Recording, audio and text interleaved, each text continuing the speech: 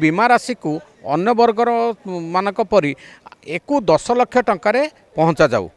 एवं ता सहित जे एथिरे बाप माँ मान को सामिल करने सहित जे पेंशन केमिति निश्चित हम सांबादिक माने जो सांबादिक माने समग्र जीवन सेवा जोगई देले तांको जीवन काल भितर जनसाधारण को सेवा जोगई देले से माने केमिति सांबादिक जो पेंशन ये सामिल हेबे सेथिपाई गोटे पदक्षेप निया जिबा पई आमे राज्य सरकार को अनुरोध करिथिलु। सांबादिकंकर इंश्योरेंस को लेकिन अनेक समय कहुई कि 31 तारिख शेष हो महामहिम राज्यपाल को काली समस्त भेटी कौन निष्कर्ष है कौन आलोचना चली बर्तमान देखंतु आमर जो सांबादिक मान को जो स्वास्थ्य बीमा सुरक्षा जोगे देइछन्ते राज्य सरकार जोगे देइथिले विगत सरकार से अवधि पूरीबा आसंता अगस्ट 31 तारिख दिन अवधि पूरी जाउछि ता पूर्वरु याकु नवीकरण करबा कथा कारण ए जो इंश्योरेंस होती प्रति वर्ष नवीकरण करा जाए सारा राज्य रे 8000 रु ऊर्ध्व अर्थात 9000 सांबादिक ए स्वास्थ्य बीमा रे संपृक्त अछंती माने जड़ित अछंती जदि स्वास्थ्य बीमाटी नवीकरण करा न जाए ताले सांबादिक माने विशेष भाव में प्रभावित हेबे एवं एई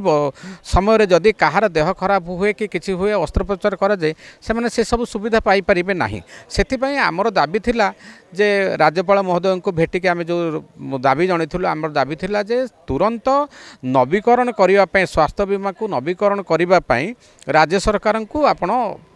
कहतु बा निर्देश दियंतु। द्वितीय कथा हूँ जो बीमा राशि को अन्य वर्गर मानक परी एकु 10 लाख टंकार पहुँचा जाऊ एवं ता सहित जे एथिरे बाप माँ मान को सामिल करने सहित जे पेंशन केमिति निश्चित हम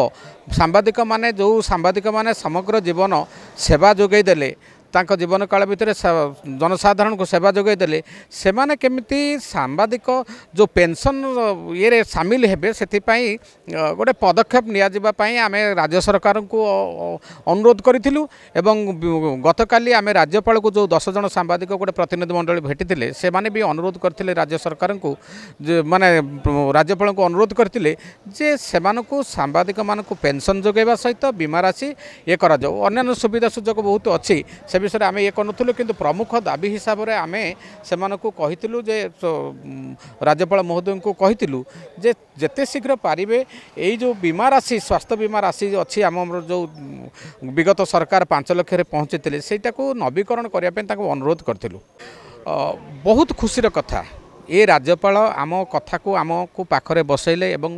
विस्तृत भाव में आम दाबी गुड़ी को शुणिले से पढ़िले भी मध्य आम जो दाबी पत्र देइथिलु ताको पढ़िले एवं विस्तृत भाव में आम सहित आलोचना करने सहित से संगे संगे तांको व्यक्तिगत सचिव को डाकी ए संपर्क निर्देश देले तुरंत राज्य सरकार मुख्य विशेषकर मुख्यमंत्री को ए संपर्क में गोटे चिट्ठी लिखा जाऊ एवं माने दिने 2 दिन भितर राज्यपाल ए संपर्क में मुख्यमंत्री सहित व्यक्तिगत भाव में कथा हाँवाई से कहले जे मु निश्चित भाव में कथा है कि आपण मान समस्या जमी समाधान हो पार से पदक्षेप ने जेहेतु समय कम अच्छी समय अवधि केमती नले जो पुराना कार्ड अछि तार अवधि बढ़ा हबो से नै कि भी किछि आलोचना नहीं से संपर्क तो किसी आलोचना ही किंतु राज्यपाल जहाँ कहले आम आगरे कहले बा आमको प्रतिश्रुति देले से आम अवगत हेलु जे निश्चित भाव में गतकाली मुख्यमंत्री पाखक ए संपर्क में चिट्ठी आसीथिबो जो चिट्ठी अनुसार से तांकर पदक्षेप नेबे बोली जहाँ आम महोदय पाखरु जानिबाकु पाइलु।